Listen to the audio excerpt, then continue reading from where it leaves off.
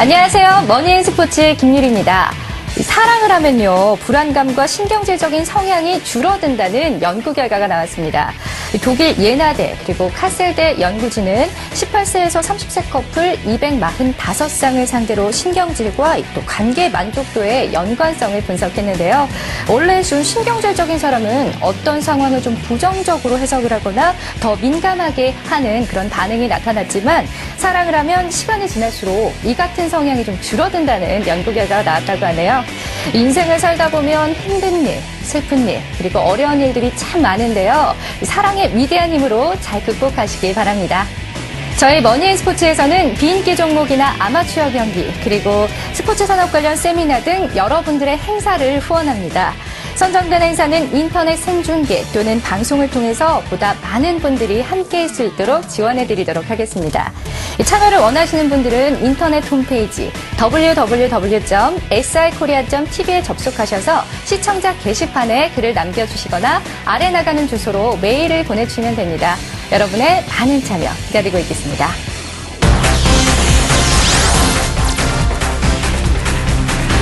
스포츠 산업의 모든 것 머니앤스포츠. 오늘 준비한 첫 순서는 위클리 스포츠 인더스트리입니다. 취재 기자와 함께 한 주간의 주요 스포츠 산업 소식을 전하는 시간인데요. 먼저 이 시간 함께해 주실 분 모셨습니다.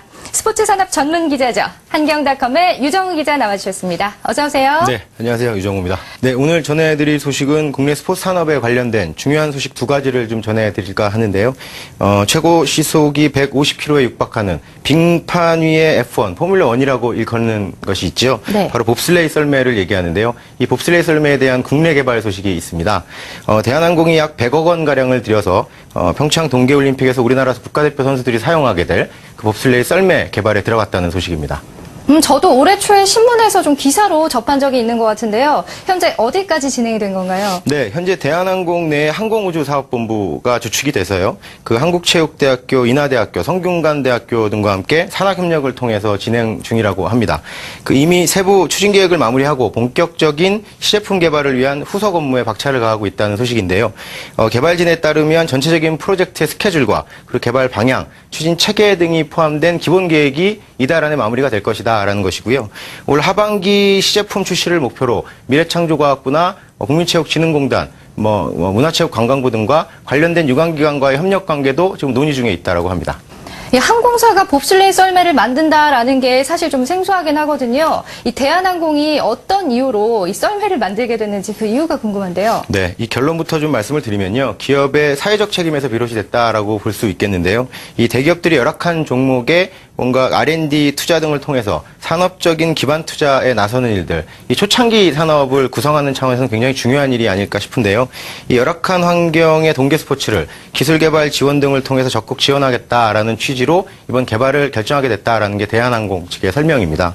특히 봅슬레이는 장비가 선수 기량에 굉장히 큰 영향을 미치는 이런 대표적인 종목이기 때문에요. 그동안 해외 전문 업체이거나 아니면 페라리나 BMW 같은 글로벌 자동차 기업들이 썰매 개발에 일부 참여했던 적이 있는데 이렇게 항공사가 직접 참여하기로는 이번이 처음이어서 그냥 이목이 집중되고 있습니다. 네. 사실 이번 봅슬레이 개발 결정에는 지난 소치 올림픽 당시에 대한항공의 조양호 회장이 우리나라 대표팀, 봅슬레이 대표팀을 찾아가서 애로사항을 듣고 뭔가 커뮤니케이션하는 과정에서 조 회장이 현장에서 전격적으로 지시를 내렸다고 합니다. 이 부분이 우리 기술을 통한 한국형 봅슬레이 썰매 개발에 속도를 가속화시킨 이런 결과를 초래했다라는 후담입니다. 직접 참여를 했다라. 그 항공사가 만드는 이 봅슬레이 썰매는 어떤 썰매가 될지가 무척 기대가 되는데 주로 어떤 기술들이 좀 접목이 될 예정인가요? 이 겨울 스포츠 종목인 봅슬레이는요. 0.001초를 다투는 초스피드 경기라고 할 수 있습니다. 눈과 얼음으로 된 트랙에서 활주를 하는 이런 종목이기 때문에 육안으로 보기에는 똑같아 보이는 장비일지라도 마찰 개수를 줄일 수 있는 첨단 과학기술이 가미됐을 때 선수의 실력이 배가 될 수 있는 이런 특징을 가진 종목입니다. 대한항공은 이번 썰매 개발에서 초경량, 고강도, 탄소 복합 소재 이런 부분들을 다 접목을 시킨 것은 물론이고요.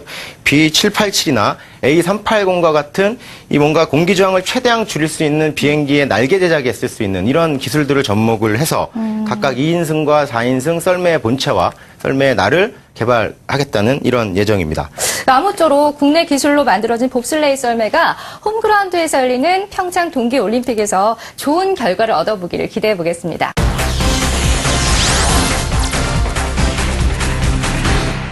계속해서 다음 소식 어떤 소식인지 전해주시죠. 네, 저희가 스포츠 인더스트리 코너에서 집중적으로 보도를 해드렸던 내용인데요. 스포츠 토토 새 사업사 선정에 관련된 소식입니다.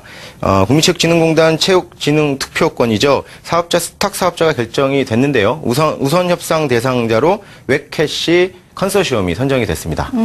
그럼 좀 구체적으로 자세한 소식 좀 계속해서 전해주시죠. 이 조달청이 13일 국가종합전자조달시스템이죠. 나라장처를 통해서 발표한 개찰 순위에 따르면요. 이 웹캐시 컨소시엄이 입찰 가격 점수 19.8458점, 그리고 기술 점수가 71.3107점을 획득을 하면서 총점 91.1565점을 얻어서 1위를 차지를 했습니다. 그 밖에 펜텍 CNI가 89.3035, 그리고 삼천리가 89.141점, 유진기업이 88.6609점, 그리고 DYS과 오텍이 그 뒤를 이었습니다. 그 금융통합 솔루션 기업이거든요. 이 웹캐시는 이번 입찰에서 IBK 기업은행과 중소기업 중앙회, 대보정보통신 등과 컨소시엄을 구성해서 입찰에 응했습니다. 그런데 입찰 선정 과정에서 좀 잡음이 있었다고 들었습니다. 좀 자세히 설명해 주시겠어요? 네, 당초 이번 입찰의 그 협상 적격자 발표가 11일이었거든요. 그러니까 8일 최종 마감을 하고 마감 이후에 9일과 10일, 11일에 걸쳐서 비공개 심사를 진행하고 12일 우선 협상 대상자를 발표를 하겠다라는 것이 당초 계획이었는데요.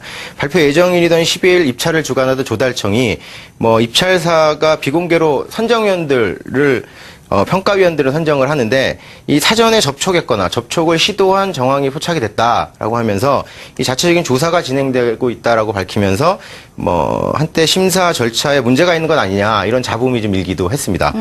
일단 봉합은 한 상태이고요. 좀 매끄럽지 못한 선정 과정이 좀 아쉬웠던 대목이긴 합니다. 네, 그런가 하면 이 기존의 스포츠 토토 근무자들에 대한 고용 승계도 합의점을 찾지 못한다고 들었습니다. 계속해서 내용 좀 알려주시죠. 네, 그렇습니다. 사실 이번 입찰의 시작은 경영진의 비리 때문에 알짜배기 계열사였던 스포츠 토토를 놓치게 된, 사업권을 잃게 된 동양 오리온그룹 때문이라고 봐도 무방한 결과인데요. 기존 스포츠 토토 임직원들이 오리온이나 국민체육진흥공단이 이렇다 할 추후 계획을 발표하지 않고 있어서 일자리를 잃고 실질자로 전락할 수 있는 이런 위기에 처했다라는 얘기입니다. 현재 스포츠 토토의 직원 수는 온라인 자회사를 포함해서 약 250여 명 정도 되는 것으로 파악이 되는데요. 새 사업자가 선정이 되면 이제 7월 3일부터 바로 인수인계뿐이 아니라 실질적인 운영이 시작이 돼야 되거든요. 네. 근데 오리온과 국민체육진흥공단의 입장은 일단 고용승계는 새 사업자가 선정된 뒤에 나올 수 있는, 논의할 수 있는 쟁점이다라는 것입니다.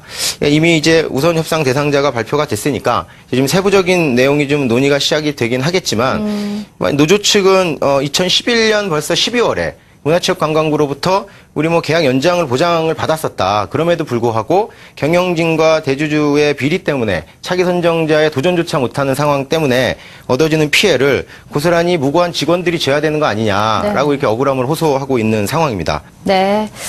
이 국내 기술로 봅슬레이 썰매를 개발하고 있다는 아주 기분 좋은 소식과 더불어서 스포츠 토토 사업자 선정안 관련 소식까지 저희가 전해드렸는데요. 스포츠 토토의 새 사업자가 선정이 된 만큼 국내 스포츠 기반의 젖줄로서 그 역할을 좀 충실히 해낼 수 있기를 기대해 보겠습니다.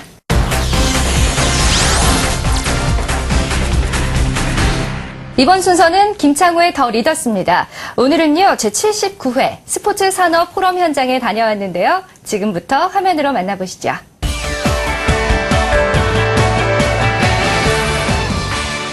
여러분 한 주간 안녕하셨습니까? 김창호의 더 리더스 진행을 맡은 김창호입니다. 아이디어가 돈이 되는 창조경제 기조에 맞게 아이디어가 있는 곳에 돈을 투자하는 창조형 펀드들이 속속 등장하고 있습니다. 국내 스포츠계에 스포츠 산업에 아이디어를 더해 플러스 알파의 가치를 만들려는 움직임이 시도되고 있습니다. 바로 스포츠 펀드입니다. 문화체육관광부가 주최하고 한국스포츠산업협회가 주관하는 스포츠 산업 포럼에 영화에서도 가능한 모태펀드 스포츠에는 없을까라는 주제로 개최되고 있습니다. 지금부터 그 현장 속으로 함께 들어가 보겠습니다.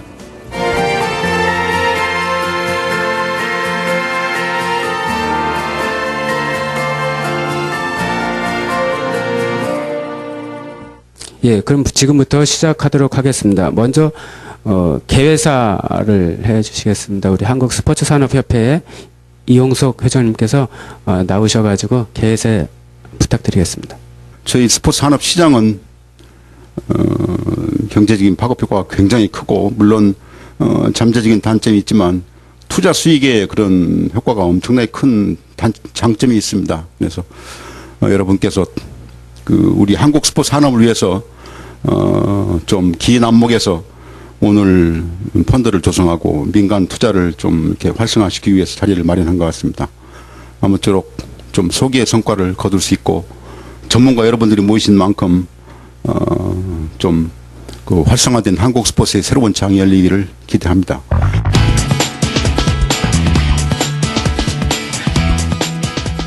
스포츠 쪽은 지금까지 우리나라 그 일반 국민들의 인식 수준이 그냥 올림픽 아시안 게임 메달 정도 수준으로만 그 인식을 거치고 있는 실정입니다. 그게 현실이죠. 그러한 인식을 빨리 바꾸는 것이 우리한테 주어진 임무라고 생각을 하고요.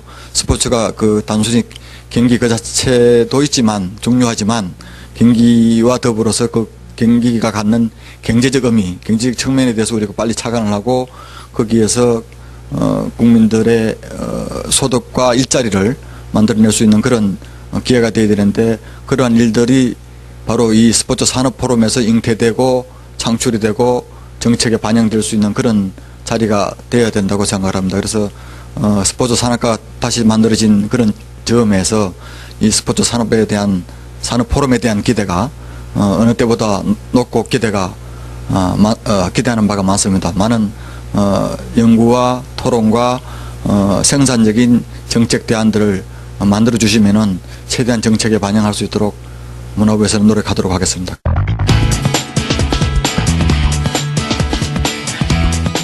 안녕하십니까. 이번 포럼의 진행위원장을 맡은 경희대학교의 김도균 교수입니다. 이번에 저희들의 주제가 영화에서도 가능한 모태펀드 스포츠에는 왜 없는가라는 그러한 주제입니다. 잘 아시다시피 이 모태펀드라는 것은 기업에서 직접 투자하기보다는 개발 펀드에 출자해서 직접적인 투자 위험을 감소시키면서 수익을 목적으로 운영하는 그러한 펀드를 위한 펀드로 이렇게 우리가 불린다고 합니다. 그래서 오늘 이 자리에는 특별히 스포츠 산업계와 또 벤처 투자계 이러한 것이 한 자리에 모여서 함께 중요한 이러한 모태펀드에 대한 이야기를 논의하는 그러한 자리입니다.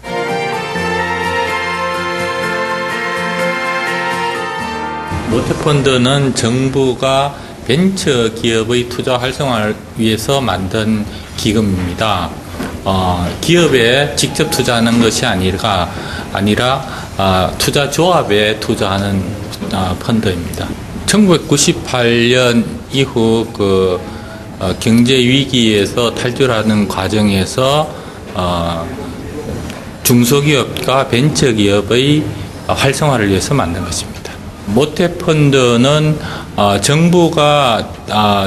정부와 공공기관이 대부분의 기금을 대고 그 기금을 한국벤처투자라는 운용회사가 운용을 하고 있고 이 벤처 기업에 투자하는 투자조합이 모자라는 자금을 이 기금에 요청을 하면 투자를 해주는 겁니다.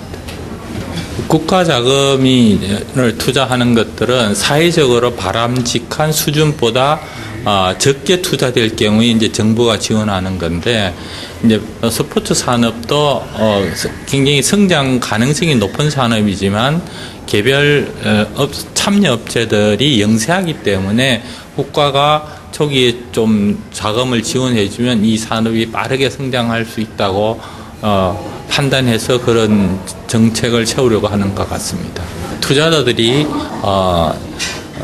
자신을 갖고 투자할 수 있게 기업 운영이 일단 투명해야 되고요. 그리고 기업들에 대한 정보가 정확하게 투자자들한테 전달되어야 된다고 봅니다.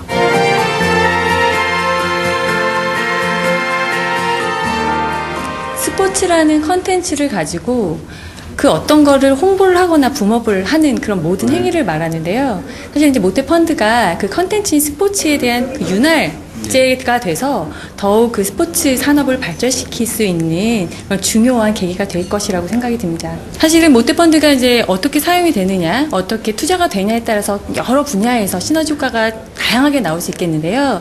제 생각에는 이제 첫 번째로는 일단 기술적인 투자에 의해서 스포츠 산업이 질적인 향상이 있을 것이고요.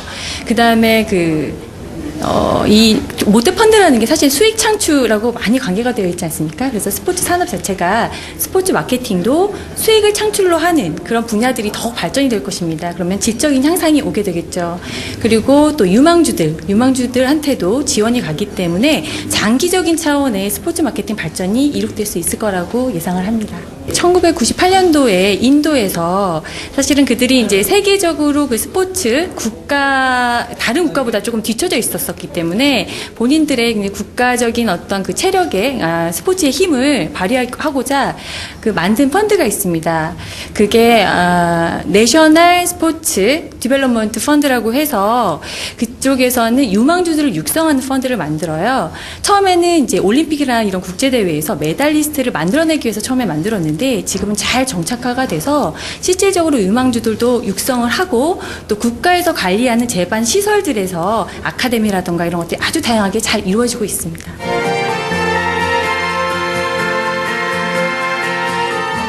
모태펀드가 출범한 이후에 성과라는 몇 가지를 좀 말씀드릴 수 있는데요. 그 중에서 좀 가장 이제 핵심적인 거를 말씀드리면은 뭐니 해도 벤처 투자 시장을 갖다가 주도하고 견인해 왔다 하는 걸 갖다 말씀드릴 수 있을 것 같습니다. 2000년도에 벤처 버블이 붕괴된 이후에 벤처 투자 시장이 상당히 좀 고갈이 돼 있는, 자금이 고갈되고 투자가 1년에 한 3, 4천억밖에 이루어지지 않는 그런 시장이었었는데 2006년도에 저희 모태펀드가 출범한 이후에 꾸준히 정책 자금이 들어가고 또 그 정책 자금을 통해서 민간 자금을 유인하는 그 작업을 통해서 지금 현재로서는 1년에 한 1조 3천억 이상의 어떤 그 신규 투자가 발생하는 그런 시장으로 벤처 캐피탈 시장이 성장을 했습니다. 또 두 번째는 저희들이 아무래도 시장이 실패하는 그런 영역이 있습니다. 그래서 창업 초기 분야라든가 아니면 지방이라든가 아니면은 산업이 좀 미성숙한 그러한 그 영화 또는 콘텐츠 이런 분야가 있는데요. 이런 쪽에다가 저희들 자금의 한 50% 정도 재원을 배분을 함으로써 그런 쪽에 집중 투자를 통해서 산업을 활성화시키고 창업을 활성화시킨 그러한 성과를 갖다가 저희들이 모태펀드가 지금까지 이룬 성과 중에서 좀 두드러진 성과라고 할 수 있겠습니다. 제79회 스포츠 산업 포럼을 통해 스포츠 산업의 장기적인 발전 방안과 모태펀드 조성의 민간 투자 활성화를 위한 다양한 의견이 개진되었습니다. 제품의 확장성과 충분한 투자 가치가 있는 스포츠 비즈니스가 업계는 효율성과 투명성을 보완하고 정부는 펀드 조성을 위해 정책 기반을 마련한다면 국가 성장 동력으로 대한민국의 스포츠 산업이 세계 속에 우뚝 설 것이라는 데 의견을 함께했습니다. 김창호의 더 리더스. 오늘은 모태펀드를 주제로 열린 스포츠 산업 포럼 현장을 다녀와 봤는데요. 유정호 기자 어떠셨나요? 네, 최근 정부든 민간이든 가장 활발한 투자가 이루어지는 분야가 바로 영화 산업이 아닌가 싶은데요. 이 정책적 목적을 가진 모태펀드에서 엔젤 펀드, 그리고 최근 소셜 펀드라고 불리는 크라우드 펀딩까지 활발하게 진행이 되고 있는데요. 이번 포럼 아주 좋은 시도였다고 보여집니다. 이 스포츠 산업도 다양한 업종, 다양한 전문가들과의 의견 수렴을 통해서 세계적인 스포츠 벤처 기업이 탄생할 수 있는 초석이 마련되는데 한국형 스포츠 산업 육성 펀드 이런 부분이 만들어질 수 있는 날이 빨리 조속히 찾아오기를 기대해 보겠습니다.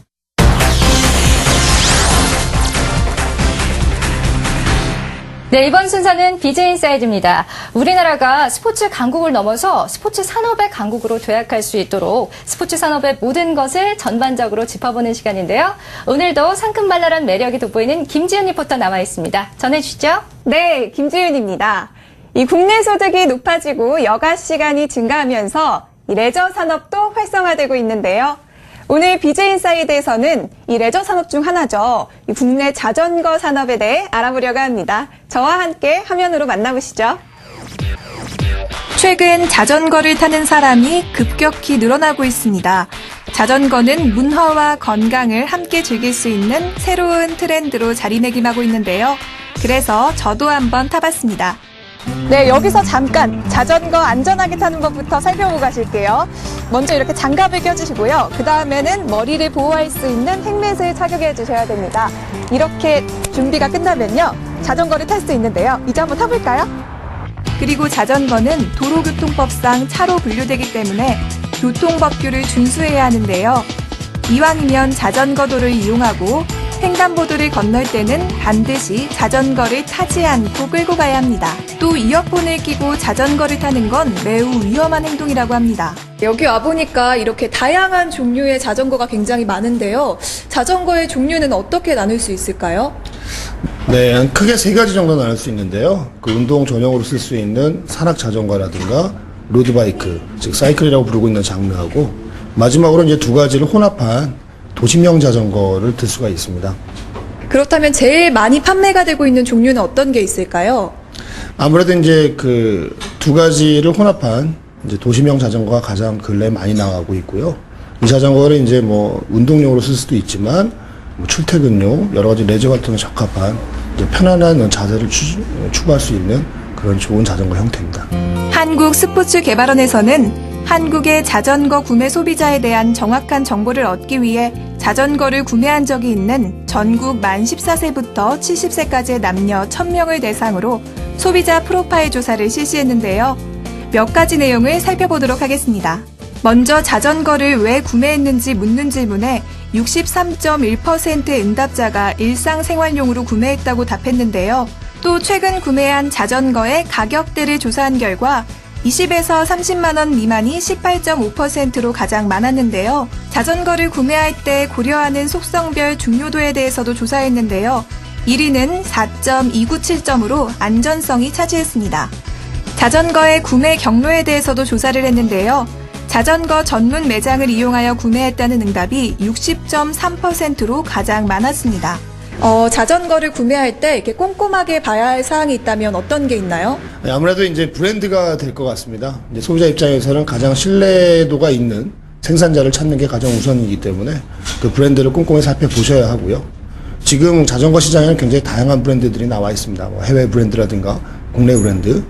이제 소비자 입장에서 가장 중요하게 생각해야 될 부분은 AS가 잘 되는 브랜드인지, 그리고 생산 능력이 가지고 있는 생산자가 만들어낸 브랜드인지를 살펴보는 게 가장 중요하다고 할 수 있습니다. 이렇게 자전거 시장에 이렇게 국내 브랜드와 해외 브랜드가 많이 있는데 이렇게 소비자분들은 어떤 브랜드를 더 선호하시나요? 아무래도 이제 좀 대중적인 쪽에서는 국내 브랜드를 선호하는 경향이 있고요.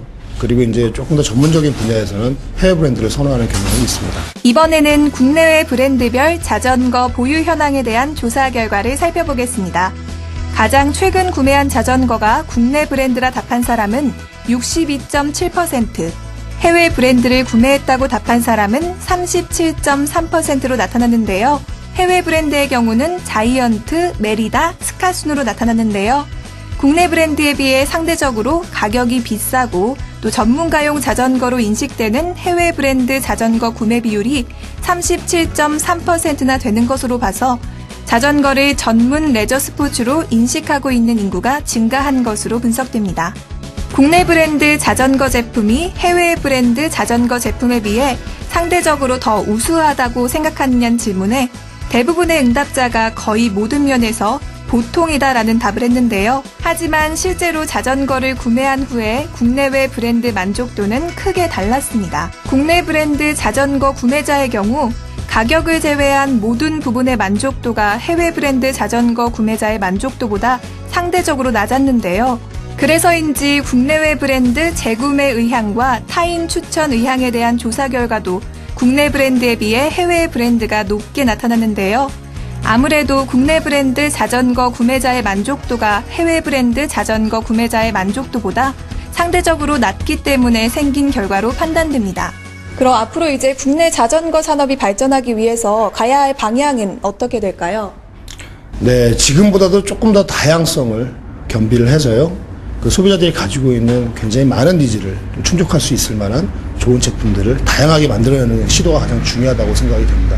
그 두 번째로는 이제 해외 브랜드하고 경쟁하기 위해서는 지금보다 조금 더 높은 품질, 그리고 조금 더 좋은 가격을 계속 만들어내서 아무래도 이제 그 해외 브랜드하고 어떤 그런 그 평행선에 같이 경쟁할 수 있는 그런 자기 위치를 빨리 갖추는 게 중요하다고 생각합니다. 앞서 보신 화면처럼 국내 자전거 산업은 정부의 적극적인 기술 개발 지원과 또 기업들의 장기적 안목의 제품 개발이 매우 시급한 실정이라고 합니다. 이런 점을 정부와 자전거 업체 또 자전거 이용자들이 함께 고민하고 노력해서 국내 자전거 산업이 더 활성화되기를 기대해 보겠습니다. 머니앤스포츠에서는 비인기 종목이나 아마추어 경기, 그리고 스포츠 산업 관련 세미나 등 여러분의 행사를 후원합니다.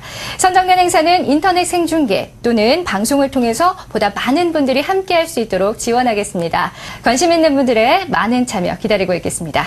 스포츠 산업의 모든 것 머니앤스포츠. 저희가 오늘 준비한 소식은 여기까지입니다. 함께해 주신 유정우 기자 그리고 김지은 리포터 수고하셨습니다. 네, 저희는 다음 주 이 시간에 더욱 알찬 소식으로 찾아오도록 하겠습니다. 시청해 주신 여러분 고맙습니다.